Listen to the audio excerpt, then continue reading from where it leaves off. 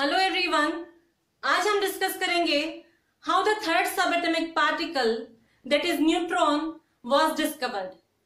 तो एटम में electrons and protons की डिस्कवरी के बाद अर्ली 20th सेंचुरी तक जो एटम है उसका स्ट्रक्चर माना जाता था कुछ इस तरह से कि जो पॉजिटिवली चार्ज पार्टिकल्स हैं जिन्हें प्रोटॉन्स कहा जाता है वो कॉन्सेंट्रेटेड रहते हैं in the centre of atom, and जो नेगेटिव चार्ज है एटम का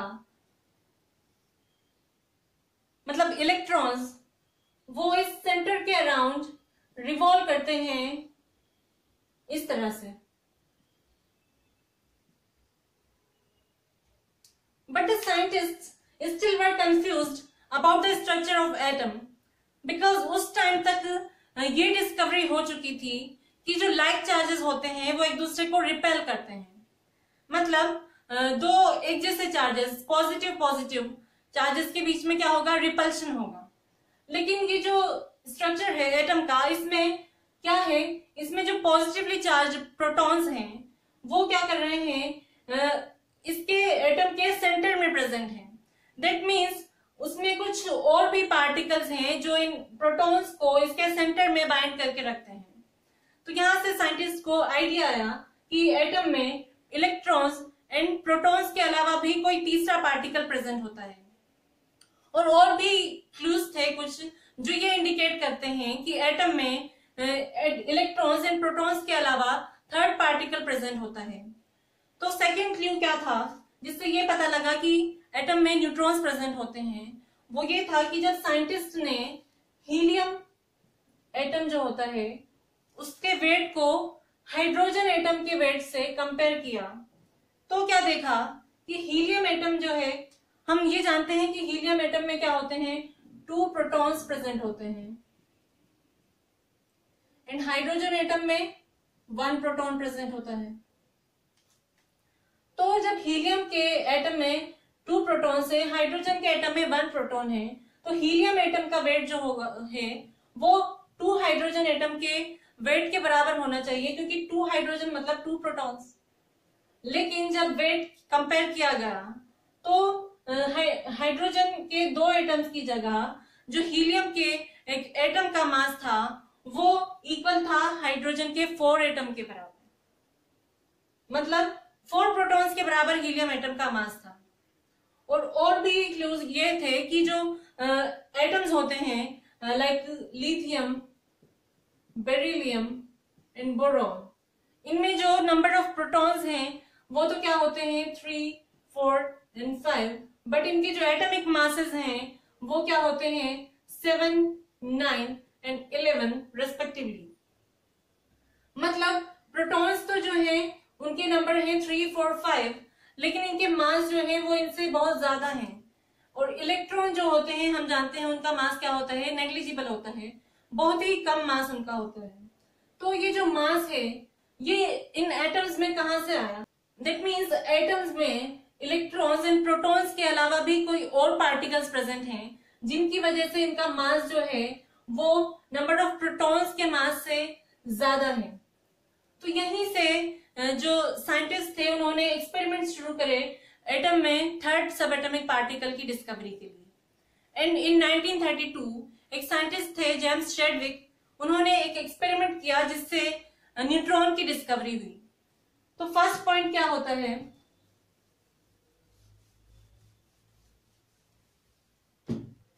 फर्स्ट पॉइंट ये होगा कि जो न्यूट्रॉन्स हैं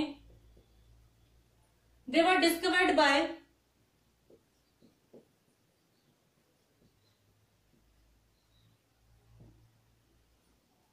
जेम्स शेडविक in 1932। 1932 में न्यूट्रॉन्स की डिस्कवरी हुई। मतलब इलेक्ट्रॉन्स और प्रोटॉन्स की डिस्कवरी के बहुत सालों बाद ये पता लगा कि एटम में न्यूट्रॉन्स भी पाए जाते हैं, क्योंकि जो न्यूट्रॉन है इसके पीछे रीजन था, जो न्यूट्रॉन है उस पर कोई चार्ज नहीं होता है, वो न्यूट्रल होता है। इस वजह से साइंटिस्ट को ये डिस्कवर करने में बहुत टाइम लगा कि एटम में न्यूट्रॉन्स भी प्रेजेंट होते हैं। तो जेम्स चैडविक ने एक एक्सपेरिमेंट किया। उनके एक्सपेरिमेंट में उन्होंने जो बेरिलियम, लिथियम एंड बोरॉन के एटम्स थे उन पर अल्फा पार्टिकल की बॉम्बार्डिंग की। और अल्फा पार्टिकल्स क्या होते हैं? हीलियम जो एटम होता है इसमें से अगर 2 इलेक्ट्रॉन्स को रिमूव कर दिया जाए तो क्या बचेगा? इसमें बचेंगे 2 प्रोटॉन्स एंड 2 ही न्यूट्रॉन्स। मतलब अल्फा पार्टिकल क्या होता है? जिसमें 2 प्रोटॉन और 2 न्यूट्रॉन प्रेजेंट होते हैं। तो हीलियम के न्यूक्लियस में भी क्या होते हैं? 2 प्रोटॉन और 2 न्यूट्रॉन प्रेजेंट होते हैं, क्योंकि जो इलेक्ट्रॉन्स होते हैं वो न्यूक्लियस के अराउंड रिवॉल्व करते हैं। तो हीलियम न्यूक्लियस जो है उसको अल्फा पार्टिकल माना जाता है। तो इन अल्फा पार्टिकल्स के बॉम्बार्डमेंट से क्या हुआ? कुछ रेज निकली। वो एक्सपेरिमेंट था कुछ इस तरह से।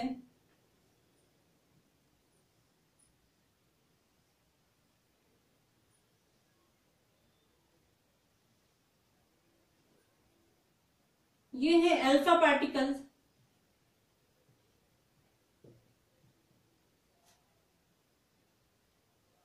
और ये एटम्स थे लिथियम, बेरिलियम एंड बोरॉन के। तो जब इन एटम्स पर अल्फा पार्टिकल्स का अटैक किया गया कंटिन्यूअसली, तो यहां से कुछ रेडिएशंस रिलीज हुए।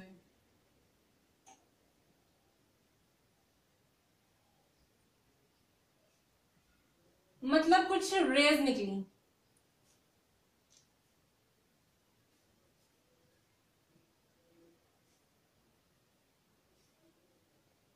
और इन रेज का नेचर जो था वो एनोड रेज और कैथोड रेज से बिल्कुल डिफरेंट था। मतलब इन पर कोई चार्ज प्रेजेंट नहीं था, ना तो ये नेगेटिवली चार्ज थी और ना ही पॉजिटिवली चार्ज थी।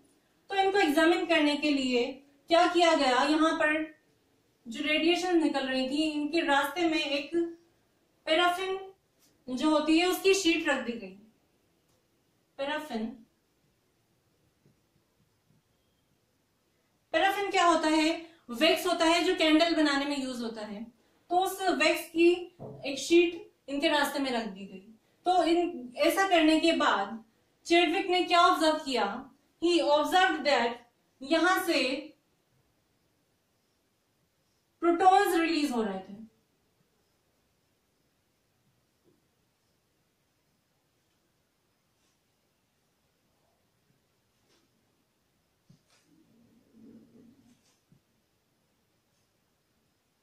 तो इससे क्या पता लगा कि ये जो रेडिएशंस हैं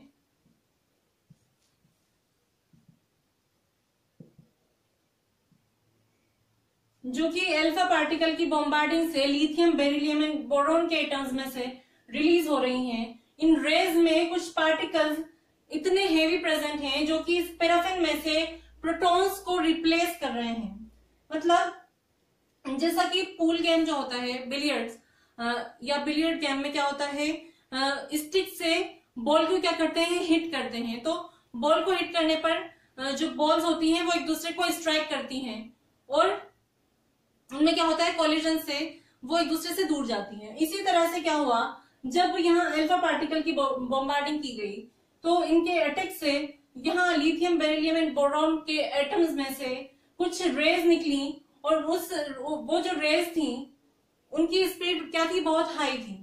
और जितनी हाई स्पीड से उन्होंने इस पैराफिन जो शीट थी उसको स्ट्राइक किया, उतनी ही स्पीड से इस पैराफिन में से जो प्रोटॉन्स थे वो रिलीज हुए।